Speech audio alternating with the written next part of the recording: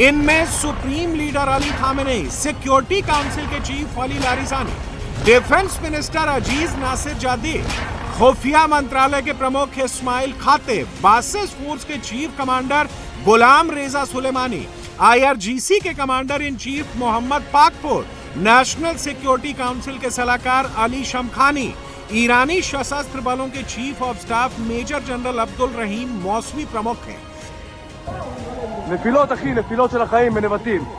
फिर भी ईरान युद्ध में ना सिर्फ डटा हुआ है बल्कि और खतरनाक हो गया।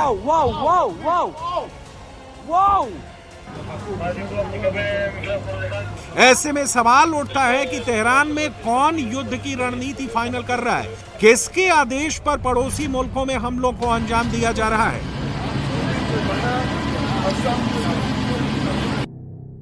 28 फरवरी को युद्ध के पहले दिन आयतुल्लाह खामेनेई की मौत हो गई। उसके बाद ईरान की तरफ से युद्ध की कमान अली लारिजानी ने संभाली। रिपोर्ट्स के मुताबिक आयतुल्लाह खामेनेई और अली लारिजानी के मारे जाने के बाद ईरान के वॉर रूम की कमान कट्टरपंथियों के हाथों में चली गई। तेहरान की वॉर मशीनरी पर कट्टरपंथियों का कब्जा हो गया।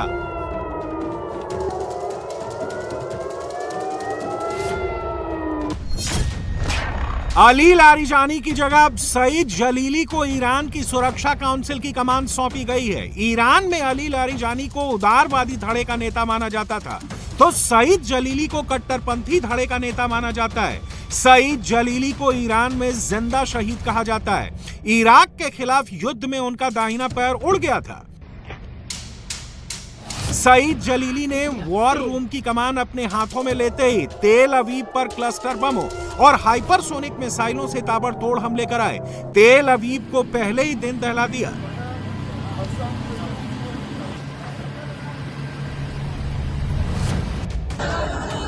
ईरान में युद्ध का नेतृत्व जब तक अली लारिजानी के हाथ में रहा, खाड़ी के देशों में ज्यादातर हमले अमेरिकी अड्डों पर किए गए।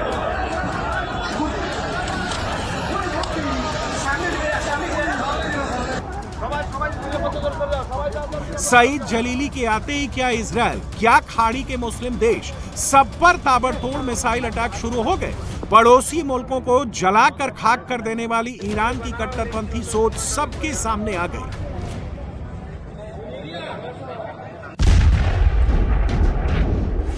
रिपोर्ट के मुताबिक इजराइल जैसे जैसे पुरानी लीडरशिप को किल कर रहा, ईरान की सत्ता पर कट्टरपंथी सोच वाले लीडर और कमांडर हावी होते जा रहे हैं। ट्रंप और नेतन्याहू सोच रहे थे कि टॉप लीडरशिप और टॉप कमांडरों के मारे जाने के बाद ईरान सरेंडर कर देगा।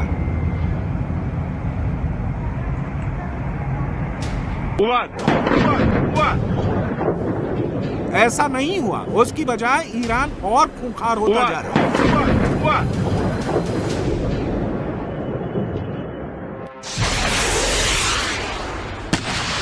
अब सवाल उठता है, अली खामेनेई के मारे जाने के बाद कैसे ईरान के कट्टरपंथी सोच वालों ने उदार सोच वाले नेताओं को पटखनी दी और सत्ता पर कब्जा जमाया।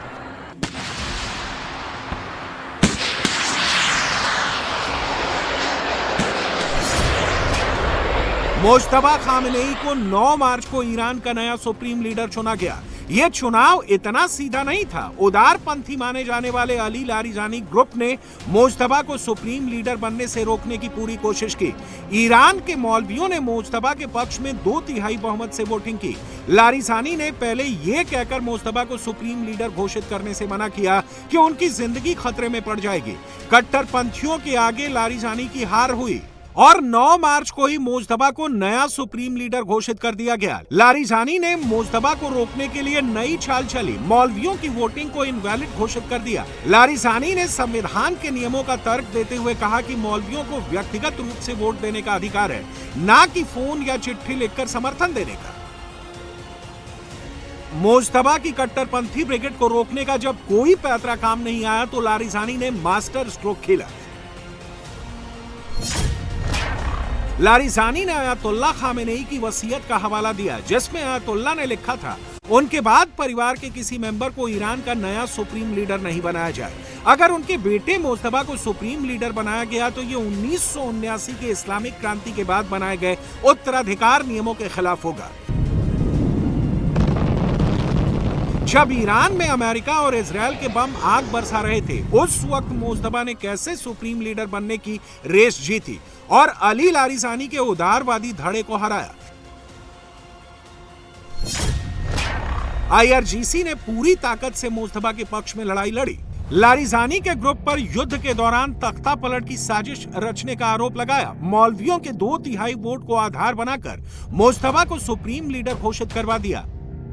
अब सवाल उठता है, मोज्तबा को क्यों लारिजानी ईरान की सत्ता नहीं सौंपना चाहते थे? मोज्तबा को उनके पिता अली खामेनेई से ज्यादा कट्टरपंथी माना जाता है। मोज्तबा अमेरिका से युद्ध का शुरू से हिमायती है। वो खाड़ी के उन मुल्कों को भी दुश्मन मानता है जिनकी अमेरिका से दोस्ती है। अब सवाल उठता है कि लारिजानी की डायरी में ईरान के नए सुप्रीम लीडर के तौर पर किसका नाम लिखा था? पहला नाम है हसन रूहानी, जो ईरान के पूर्व राष्ट्रपति रह चुके हैं। दूसरा नाम हसन खुमैनी का, जो ईरान में इस्लामिक गणतंत्र के संस्थापक रुहुल्लाह खुमैनी के पोते हैं। हसन रूहानी और हसन खुमैनी को उदारवादी नेता माना जाता है। दोनों ईरान के उदारवादी गुटों के करीबी माने जाते हैं। रिपोर्ट के मुताबिक अली लारिजानी अमेरिका से दुश्मनी के पक्ष में नहीं थे। वो अमेरिका से सीधे टकराव न लेकर उनके साथ मिलकर मसले को हल करना चाहते थे। वो ऐसे ईरान का निर्माण करना चाहते थे जिसकी किसी से दुश्मनी ना हो, वो सबके साथ मिलकर चले। लारिजानी शांति वार्ता कर युद्ध को रुकवाने में सफल हो सकते थे। ट्रंप भी मोज्तबा जैसे अल्ट्रा हार्ड लाइनर की बजाय लारिजानी को डील के लिए बेहतर विकल्प मान रहे थे।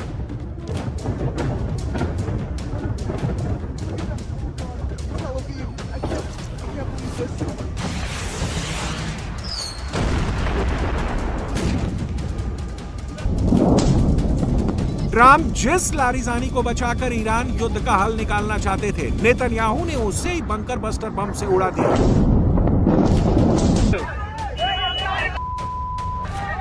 ट्रंप लारिजानी के जरिए ईरान युद्ध से निकलना चाहते थे, नेतन्याहू ने वो रास्ता ही खत्म कर दिया। इजरायल अब ईरान को गाजा बनाने पर तुला हुआ है, उसे पूरी तरह से खंडहर कर देना चाहता है। नेतन्याहू का इरादा साफ है, ईरान को इतना तोड़ देना कि 10 साल तक वो खड़ा ना हो पाए। ईरान में असली पावर सेंटर IRGC है। ईरान पर IRGC का कंट्रोल हो चुका है। ईरान की सेना, राजनीति और अर्थव्यवस्था तीनों पर IRGC ने कंट्रोल कर लिया है। 20 दिन के युद्ध में अब ईरानी मिलिट्री कंट्रोल में जा चुका है। युद्ध से जुड़े तमाम फैसले IRGC ले रही है। मोज्तबा के सुप्रीम लीडर बनने के बाद ईरान में IRGC कमांडर अहमद वाहिद की ताकत उसी तरह बहुत बढ़ गई है जैसे पाकिस्तान में मुनीर की है।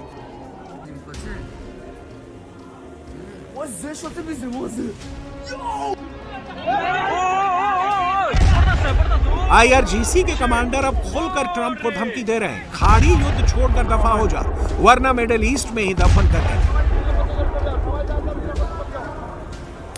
این هشدار قاطع و خط و نشان برای جنایتکارانی است که تعرض به بخشی از زیرساخت‌های ईरान के दक्षिणी इलाके में हमारे तेल और एनर्जी इंफ्रास्ट्रक्चर पर हमला करने वाले क्रिमिनल्स ने रेड लाइन क्रॉस कर दी है। हम इन अपराधियों को सीधी चेतावनी देते हैं कि ये भयंकर होगा। हम पर जिन क्षेत्रों से हमले किए गए उनके फ्यूल, एनर्जी इंफ्रास्ट्रक्चर को हम जला देंगे और राख में तब्दील कर देंगे। हम दुष्ट अमेरिका, कायर अमेरिकी फौज और बच्चों के हत्यारे इजराइल को बताना चाहते हैं कि आपने अपनी सेना को नर्क में भेजा है। आपके कमांडरों की गर्दन इस्लामिक योद्धाओं के बूटों तले कुचली जाएगी। तुम्हारी बहादुरी का दौर जा चुका है। ईरान के हमलों से बचने का तुम्हारे पास सिर्फ एक रास्ता है, इस क्षेत्र को छोड़कर चले जाओ या मरने के लिए तैयार रहो। सिर्फ अल्लाह पाक ही किसी की जीत पर मुहर लगाता है।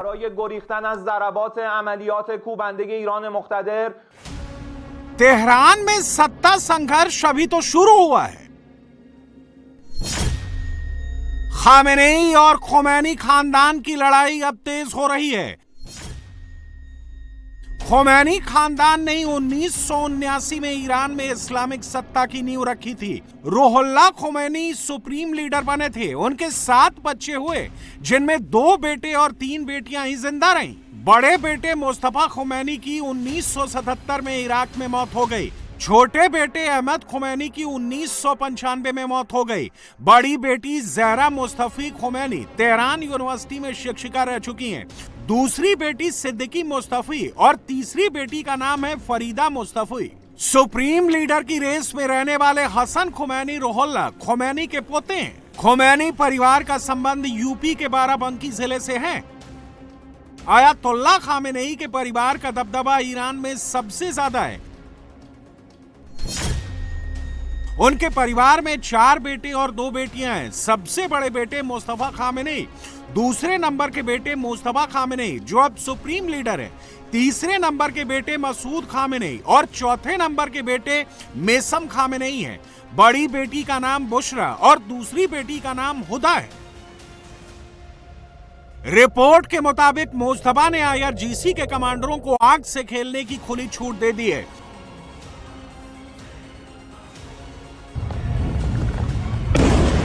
फारस की खाड़ी से लेकर अरब सागर तक दुश्मन को जहां देखो वहीं मारो। खाड़ी के जो देश अमेरिका का सपोर्ट कर रहे हैं उन्हें भी तबाह करने की छूट मुस्तफा ने दे दी है।